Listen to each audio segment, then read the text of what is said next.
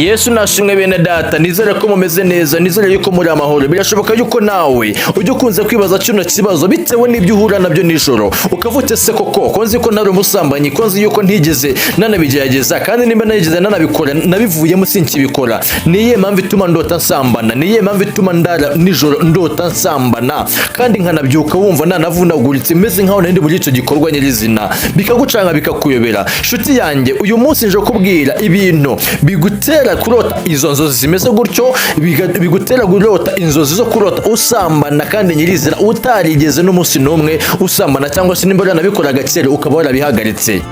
Izi nzozi zije ntabwo zitoranya, ntizireba ngo uri umukobwa, ntizireba ngo uri umubyeyi, ntizireba ngo uri umugabo, ntizireba ngo uri umusore, abo bose zirabasura kandi bakarota bari muri icyo gikorwa nyirizina batajya basanga bananabikora. Nshuti yanjye rero, nubona nanjye muri iyi video kuva itangiye kugeza irangiye, urabasha gusobanukirwa impamvu ituma urota inzozi zimeze gutyo, impamvu ituma urota izo nzozi zimeze gutyo, ndetse usobanukirwa n'ikintu wakora nyuma yo kurota izo nzozi. Ese nakora iki nyuma yo kurota izo nzozi zimeze gutyo? Ese nakitwara gute? Niki kintu nakora kugira ngo ntizizongere kungarukira mu buzima bwanjye? Nguhaye ikaze rero, iyi ni cyo nitwa Dore TV, kandi subscribe ifungure n'inzogera, kandi iyi video wibuka kuyilikinga, wandike no muri comment ubwire ngo nayikunze, hanyuma tujye dukomeza tubona mu zindi video. Wibuka kuyisangiza n'umuntu uzi yuko afite kino kibazo. Njye mugiye ko nakuri mikoro nitwa Eric niyo kwizerwa. Mbahaye ikaze mw'iyi video kugira tunonosore neza, tuyivuge neza, tujye kwifashisha ibi bintu bibiri, turifashisha ijambo ry'Imana ndetse twifashishe na siyanse. Rero nshuti yanjye, tujye kubanza turebe siyanse ese nyirizina ibivuga iki. Siyanse ivuga yuko kurota umuntu asambana mbere na mbere bishobora gushingira ku kintu cyitwa ubwonko, cyangwa se mu bijyanye n'umubiri we. Hari umusemburo witwa hormonose. Uyu musemburo iyo umubiri uri mu gihe cy'imisemburo myinshi, nko mu gihe cy'ubugimbi, cyangwa se mu gihe cy'ubwangavu, cyangwa se mu gihe wenda gusama, cyangwa se mu gihe ufite stress nyinshi mu mutwe, siyanse igaragaza yuko ushobora kurota izi nzozi mu gihe uri mu bugimbi, cyangwa se mu gihe uri mu bwangavu. Ndavuga muri kwa kundi ukiri mustoya uri kujya mu bugimbi cyangwa se kujya mu bwangavu uri umukobwa, ngo bishobora gutuma urota zino nzozi kuko ngo ni umubiri uba uri kwikora, cyangwa se kugira stress zo gutekereza ku mibonano mpuzabitsina mu gihe uri mu bwangavu, cyangwa se mu gihe uri mu bugimbi, cyangwa se mu gihe nyine uri umusore kambyite gutyo, cyangwa uri umukobwa, kugira stress zo gutekereza ku bintu byashye n'imibonano mpuzabitsina. Ngibi bintu bishobora kukugaruka nijoro bigatuma urota usambana. Iyo ngiyo akaba ari impamvu ikomeye ituma ushobora kurara urota usambana. Hanyuma ngo ku bagabo hari umusemburo witwa testosterone. Uyu musemburo ku bagabo ngo uzamuka nijoro cyane cyane iyo muri mu byumweru byerekanye yuko mutima mwakora imibonano mpuzabitsina. Iyo muri mu cyumweru mutegeze icyo cyumweru mukaba mutarigeze mukora imibonano mpuzabitsina wowe n'umugore wawe, wowe mugabo niwe ndikubwira, bituma ushobora kurara urota gusambana bitewe yuko n'uyu musemburo witwa testosterone wazamutse ukagukumbuza gukora imibonano mpuzabitsina iyo umaze nk'igihe utayikora, cyangwa se mu cyo cyumweru utegeze uyikora. Rero ngo uyu musemburo witwa testosterone ushobora kubigukumbuza, nkuko kubigukumbuza bikagutera gutuma urota uryamana n'umuntu, ushobora kuba ari umugore wawe cyangwa se ari undi muntu wundi ku ruhande. Ibyo bintu byose birasanzwe, cyangwa se ibyo bintu birasanzwe ku bagabo. Rero inama hano bakugira inama yuko utagomba kuzajya urenza icyumweru utarakora imibonano mpuzabitsina n'umufasha wawe, kugira ngo izi nzozi uzirinde ntizizongere kuza nijoro, cyangwa se ntuzongere kuzirota. Hanyuma namwe ku badamu, namwe nuko nguko hari umusemburo mufite witwa estrogen. Uwo musemburo nawe uzamuka mu gihe wowe n'umugabo wawe mudaheruka gukora imibonano mpuzabitsina, cyangwa se mu gihe wumva ugize impinduka mu mubiri wawe, umugabo mudaheruka gukora imibonano mpuzabitsina, uyu musemburo nawe ushobora kuzamuka nawe bikakubera gutyo nkuko umugabo bimugendekera. Rero inama babahereza mwembi nuko mugomba kujya mukora imibonano mpuzabitsina nka 4 mu cyumweru, kugira ngo uyu musemburo witwa estrogen ku badamu utazamuka bigatuma barota zino nzozi zimeze gutya. Nanone bavuga yuko hari ibindi bintu bishobora gutuma umuntu arota asambana cyangwa se ahura na zino nzozi zimeze gutya nijoro. Bavuga yuko hari ibihe umuntu anyuramo ku manywa, cyangwa se ibintu anyuramo ku manywa, ibyo twita sexual stimulation ni ibintu uba wiriwe ubona, cyangwa se ibintu uba wiriwe ureba. Urugero nk'amashusho y'urukozasoni, cyangwa se ukirirwa ureba ibintu bituma nyine bigukurira gukora imibonano mpuzabitsina, cyangwa se ukumva amagambo atuma wiyumva uko udasanzwe mu mubiri, cyangwa se wiyumva mw'impinduka mu mubiri wawe. Ibyo bintu bikaba ku manywa. Abahanga bavuga neza yuko iyo ugeze nijoro ubwonko bubibika, byamara kubibika bikazaza nijoro, akaba aribyo ubona mu ijoro, ubona rwose urota usambana, cyangwa se izo nzozi zikaza zimeze gutyo urota usambana kubera ibyo bintu wiriwemo ku manywa. Kurara urota usambana rero bishobora gushinya nanone mu kuba hari ibintu wabonye ku manywa, cyangwa se amagambo wagiye wumva agukurira cyane ku bintu byerekeranye na sexually, ku bintu byerekeranye n'imibonano mpuzabitsina, bigatuma urota izi nzozi zimeze gutya. Nshuti yanjye, iyo niyo mpamvu nanone bavuga yuko ushobora kurara urota izi nzozi zimeze gutyo. Rero nshuti yanjye, inama baguhereza hano hantu bakubuza kujya ugira ibintu ureba ku manywa bigukurira gukora iyo mibonano mpuzabitsina mu gihe wowe ubwawe wumva utabishaka, cyangwa se mu gihe nimba uri umudamu, mu gihe utari kumwe n'umugabo wawe, mu gihe utari kumwe n'umugore wawe, nimba uri umugabo.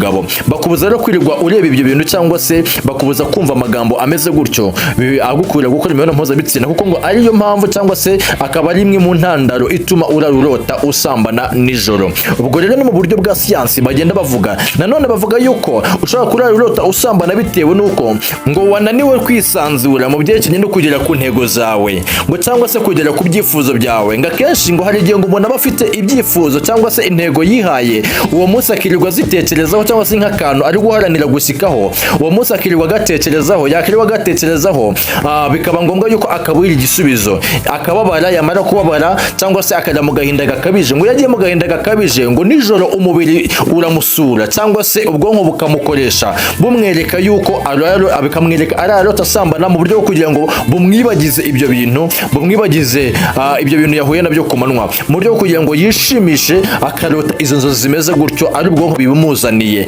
Abahanga rero, cyangwa se abantu mu buryo bwa siyansi babikozeho, bavuga neza yuko rwose ibi nabyo bishobora gutuma urarota usambana mu gihe wiriwe mu mihangayiko myinshi cyane, cyangwa se mu kunanirwa k'ubwonko bwawe, ubwonko bwawe wabukoresheje ariko ukaba wabuze igisubizo cy'ibibazo byawe, bigatuma urota usambana kubera stress nyinshi wirirwanye. Rero bavuga yuko ahangaha inama bakugira, ukwiriye kujya ureka guhereza umwanya ibintu byinshi cyane muri wowe, kuko ibi ngibi iyo ubihereza umwanya ibintu byinshi muri wowe mu gihe utari no kubibona n'igisubizo, ngo bituma ubwonko bubibika, bikaza kuza nijoro kukuganiriza, bisa nkaho bikwereka yuko urimo gukora imibonano mpuzabitsina, kandi koko ari kuri kubibona, kugira ngo ubashe gutuza, cyangwa se kugira ngo ubashe kumva yuko utekanye muri wowe, kuko ngo no mu buzima busanzwe iyo ukoze cya gikorwa uba wumva utekanye. Rero niyo mpamvu ubwonko bibizana kugira ngo bize muri wowe, bitume ubasha kumva utekanye, amarangamutima yawe akabyuka nijoro. Izo nzozi rero nshuti yanjye nizo zituma urara, nako iyi mpamvu ni ituma urarota usambana,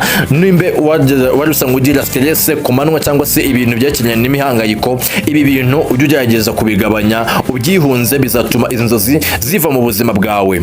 Iyindi mpamvu ya kabiri bavuga zishingiye ku mibereho yoho n'imitekerereze, bavuga yuko kwiheba cyangwa se kwigunga, ngo ibi nabyo bishobora gutuma ngo abantu barota basambana, barota baryamana n'abagabo cyangwa se n'abagore. Abantu benshi ngo basambana iyo bari mu bihe byo kwigunga, kandi koko nibyo koko nawe uzarebe uri mu gihe cyo kwigunga nimba atariho zino nzozi ziza. Rero mu gihe ngo wahuye n'ibikomere by'urukundo, hari igihe wageze gukundana n'umuntu akakubabaza, cyangwa se hari umuntu yageze kuguhemukira mu rukundo, cyangwa se hari uwakwanze, kwigunga cyangwa se kubabara no kumutekerezaho cyane, abahanga bavuga neza yuko ibi bintu nabyo bishobora gutuma urarota usambana. Bigusura mu nzozi, mu buryo nabwo bwo kukumara umubabaro, cyangwa se mu buryo bwo kukumara agahinda, biza mu nzozi yawe ukarota usambana bitewe n'uyu muntu wakwanze, cyangwa se n'uyu muntu wakubabaje mu rukundo. Hari igihe ngo urota ari uri gusambana nawe, cyangwa se hari igihe urota uri gusambana n'undi, mu buryo bwo kugira ngo ubwonko bukomeze bukumara agahinda. Rero nshuti yanjye, ahangaha abahanga bakomeza gutanga inama bavuga ngo ukwiriye kwirinda kwiheba, ukwiriye kwirinda gutekereza ibitekerezo byawe ngo bigeze kure, kuko ubwonko bugenda bushakisha impamvu yatuma wumva umerewe neza, bityo rero bikazana ibyo bintu byerekeranye no kurara urota usambana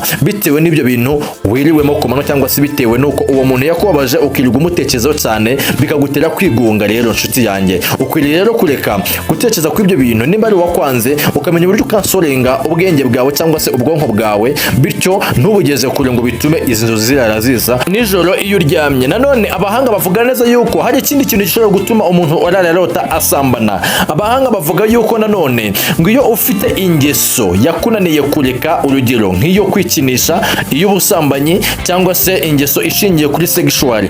Iyi ngeso ngiyo kunaniye kuyireka, ngo hari abantu bemera yuko rwose umuntu arota asambana bitewe n'iyi ngeso iba yaramunaniye kureka. Hanyuma rero mu ijambo ry'Imana abahanga mu cyane na Bibiliya bavuga neza yuko rwose ngo iyo umuntu ngatanasenga, iyo umuntu adakunze gusenga, iyo umuntu adakunze kubaho afite ubuzima bwo gusenga, ngashobora kurota na zino nzozi, ngo bitewe nuko ngo hari imyuka mibi cyane Satani ngatera mu bantu, ngo ariyo ngo yitwa ngo abagore ba nijoro cyangwa se abagabo ba nijoro. Iyo myuka ngikunze gushyira ku muntu wese w'umukristo cyangwa se ku muntu wigeze gusenga akabireka, cyangwa se ku muntu udasenga. Iyi myuka ngo yije iza ikagusambanya, ngo bikanaba visave wowe ukabirota mu nzozi, nyamara ati biri no kuba. Nshuti yanjye rero, ngo gusenga nanone iyo udasenga ngo bishobora gutuma urota usambana. Kandi abahanga bakomeza bavuga neza yuko ibi bintu binanatera n'umwaku, ibi bintu bitera umwaku uteye ubwoba. Iyo urose ibi bintu byaje gutya bimeze gutya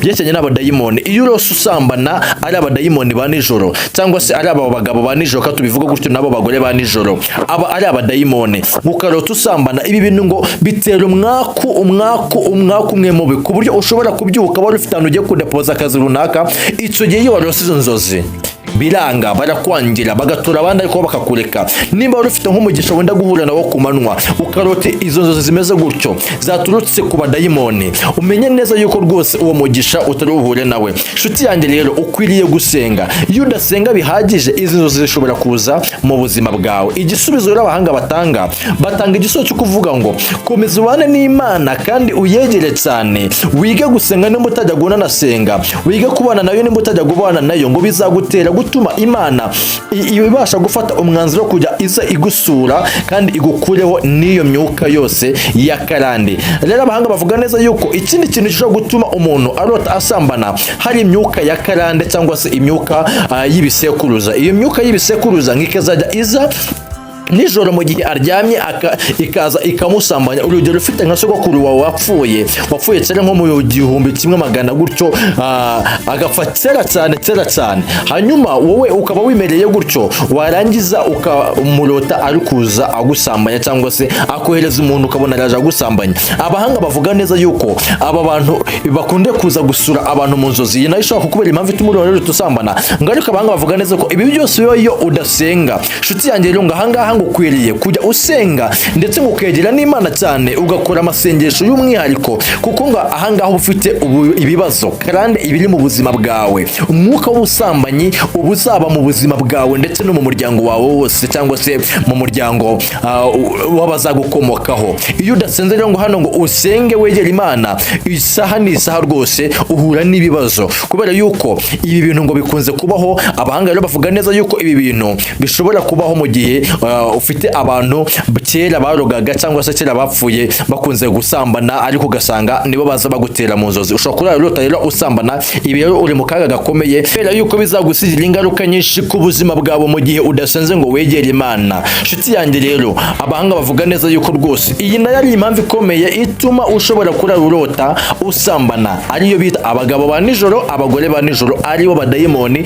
aribo bisekuruza, aribo myuka mibi ya karande. Nshuti yanjye, nzabakorera video nimubishaka mubyandika muri komenti y'ukuntu ushobora gutsinda imyuka mibi ya karande cyangwa se kwitandukanya n'imyuka mibi ya karande mu buzima bwawe, cyangwa se ibisekuruza ukitandukanya nayo ukabaho mu buzima bwawe. Hari igihe umuntu aba yaravutse atazi ngo ese mu bisekuruza byanjye aba bantu bakoraga iki. Ushobora gusanga barabambwaga, ushobora gusanga barasambanaga, ushobora gusanga bararogaga, ushobora gusanga baricanaga, ugasanga ibyo bintu biragukurikiranye, wowe utazi ngo ese nyirizina byaturutse hehe. Ugasanga uhora mu gihombo, ufite umwuka w'ubusambanyi wanze kukuvaho nyirizina, nawe ubwawe atari wowe.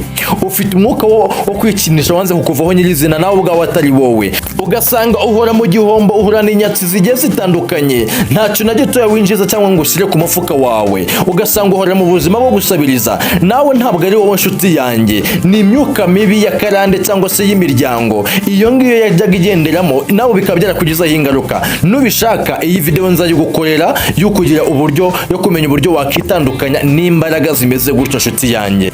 Nanone ngindi mpamvu ushobora kurota usambana, hari umwuka abahanga bavuga witwa ngo spirit spose. Spirit spose ngo ni umwuka ngo woherezwa na Satani aba yifitiye we ubwiwe. Uwo mwuka cyangwa se ari umwuka mubi witwa spirit spose. Spirit spose ni umwuka mubi witwa umugabo cyangwa se umugore wo mu mwuka, umugabo mu mwuka cyangwa se umugore wo mu mwuka. Uyu mwuka ngo woherezwa na Satani. Uyu mwuka ngo Satani akunze kuwuteza cyane ku bantu bahagaritse gusenga. Uyu mwuka niwo ubatera. Uyu mwuka spirit spose utera ba bantu baretse gusenga, bari basanzwe begera Imana, babandi bacogoye mu bihe by'amasengesho, babandi bacogoye mu bihe byo kwizera, babandi bacogoye mu bihe byo kubana n'Imana. Abangaba nibo uyu mwuka utera. Abangaba bari bafite imirimo yo gukora mu buryo bw'ubwami bw'Imana bakayihagarikira ku kiti cyabo, nta muntu wabahaye konje. Imana nyir'ijuru itarigeze ibahereza konje. Uyu mwuka witwa spirit spose urabatera, ukabatera nijoro bakibona barota basambana rwose. Kandi nyirizina ahanga abahanga bavuga neza yuko haba hihishemo ibanga rikomeye, kuko ngo Satani yohereza uyu mwuka kugira ngo uze muri wowe ubashe gukomeza kudindiza ku mwanzuro wafasha ugayitse. Niba urugero waravuze ngo sinzongera gusenga cyangwa se warabiretse, uyu mwuka spirit spose uza muri wowe kugira ngo ukomeze ukudindize ntubo gisenze cyangwa se ntuzakomeze usenge. Urugero niba rasengaga gatanu ku munsi ukaba waramanuye ugashyitsa kuri kabiri, uyu mwuka witwa spirit spose uza muri wowe kugira ngo Satani abohereza muri wowe kugira ngo ubashe gusenga iryo rimwe naryo rizaveho rirangire ubihagarike burundu. Rero uyu mwuka uza kugira ngo ukudindize byemewe ku buryo utari buze gushobora kwinyagambura ngo urebe izina ry'Imana cyangwa se usenge n'izina ry'Imana n'umunsi n'umwe. Rero ikibikubwira yuko uyu mwuka yatangiye kuza mu buzima bwawe nuko azagusura akakwereka rwose urukura urota usambana. Umenye neza yuko uyu mwuka wagusuye, uyu mwuka wo gukudindiza mu buryo bw'ubwami bw'Imana cyangwa se mu buryo bw'umwuka w'Imana, uyu mwuka yagusuye. Ikimenyetso nuko uzajya urota usambana kandi wari usanzwe uri umukristo cyangwa se wari usanzwe gukora ibintu by'Imana ariko ukaba warabihagaritse. Inshuti yanjye rero abahanga bavuga neza yuko, ndetse n'abatanga inama bavuga neza yuko ahanga ukwiriye kongera kubyutsa umuhamagaro wawe ugasenga, ukibuka yuko Imana yaguhamagariye guhindurira benshi cyangwa se guhamagara imirimo itandukanye. Iyo mirimo ukayikora ukegera Imana ugasenga ndetse ugisengesheje, kubera yuko Satani aba ari kukuganisha ahantu habi cyane, aba arimo kuganisha ahantu habi utazabasha kwinyagambura. Inshuti yanjye rero nimba wajya urota usambana, nizere yuko uri gusobanukirwa ikintu gishobora gutuma ibi bintu bikubaho. Rero abahanga bavuga neza yuko izo ngizo arizo mpamvu zikomeye cyane zituma umuntu uwo ari we wese arota asambana, zituma umuntu uwo ari we wese arota aryamana n'umuntu nijoro kandi nta muntu bari kumwe. Ku mukristo ngira ngo mwabyumvishe, no ku muntu utari umukristo ngira ngo namwe mwiyumvise. Twavuze ku byerekeye n'ubukristo, tuva ku byerekeye na siyanse. Inshuti yanjye rero nimbe warasanzwe urota usambana, sobanukirwa bino bintu hanyuma ugira icyo ukora. Ngiye kubwira rero ibintu ushobora gukora nyuma yo kumenya yuko ibi bintu rwose byaje mu buzima bwawe. Ikintu cya mbere ushobora gukora kugira ngo utazajya urota zino nzozi cyangwa se inzozi zigahagarikwa mu buzima bwawe cyangwa se mu ijoro ryawe ntuzongere kuzibona, ikintu cya mbere ushobora gukora nshuti yanjye, mbere na mbere banza usenge, wisukure imbere y'Imana, wiboneze imbere y'Imana, Imana ikubone, Imana ikwakire neza. Urugero, ushobora kuba hari ahantu wagiye usubira inyuma cyangwa se hari ibintu wagiye ukora rwose bidahesha icyubahiro izina ry'Imana, bigatuma izi nzozi zirara ziza mu buzima bwawe mu buryo bwo kugira ngo ubashe kwibuka yuko Imana nayo ihari. Rero icya mbere uzakora, uzasenga, ufate umwanya wo kwihana, usabe Imana imbabazi ndetse uyisabe no kukurinda mw'iryo joro kugira ngo uwo mwuka utaza kugutera bigatuma urota izi nzozi zimeze gutya. Icya kabiri rero, ugomba kwitondera ibyo ureba ku munsi wawe, ukitonda rwose ibyo ureba ku manywa, ibyo wumva ku manywa, ibintu byose ukabyitondera. Wakumva ari ibintu by'amateshwa ukabigendera kure, wareba ibintu ukabona bigiye kukwira ku mwuka werekeranye no gushaka imibonano mpuzabitsina nabyo ukabihungira kure. Ibyo bintu bizatuma udahura na zino nzozi zo kurara urota usambana nijoro. Ubu ni uburinzi bukomeye, birinda umutima wawe gusimbagurirwa cyangwa se birinda umutima wawe n'ubwenge gusa nkaho bitekereza ibintu byerekeranye n'ubusambanyi, bigatuma rero ugeze nijoro urara uryamye neza rwose ukarota neza, izo nzozi z'ubusambanyi ntizizongeye kukugarukira mu buzima bwawe. Ikindi kintu cya gatatu cy'ingenzi gishobora kugufasha nanone kwirinda zino nzozi mu buzima bwawe ni ukurya neza ukaryama igihe gikwiriye, ndavuga kuryama kare. Kandi nk'uko kuryama kare ukabanza kumekinga shuwa neza yuko uryamye ibitekerezo byawe biri ku murongo, uryamye ibitekerezo byawe bimeze neza, nta handi hantu byashagarariye ngo bitekereze ibindi bintu bituma ugera kure cyangwa se bituma ushyitse intekerezo kure, kuko ibi ngibi ngo bituma urinda ibitekerezo byawe kwakira ibintu bidakenewe nijoro. Rero bigatuma izi nzozi z'ubusambanyi zitaza muri wowe bitewe nuko waryamye uri imbere cyangwa se waryamye uruhutse mu mutwe umeze neza. Ibi bituma rwose wumva umerewe neza. Nshuti yanjye rero nizere yuko mwasobanukiwe kandi mwanyuzwe impamvu ikomeye ituma umuntu ashobora kurarota asambana. Ntugende udakanda subscribe kuri channel Twahindura TV, wibuke no kurayikinga iyi video, wandike no muri commentaire igitekerezo cyawe, wandikemo ngo nanjye byari bisanzwe bimba cyangwa se hari icyo nungutse rwose.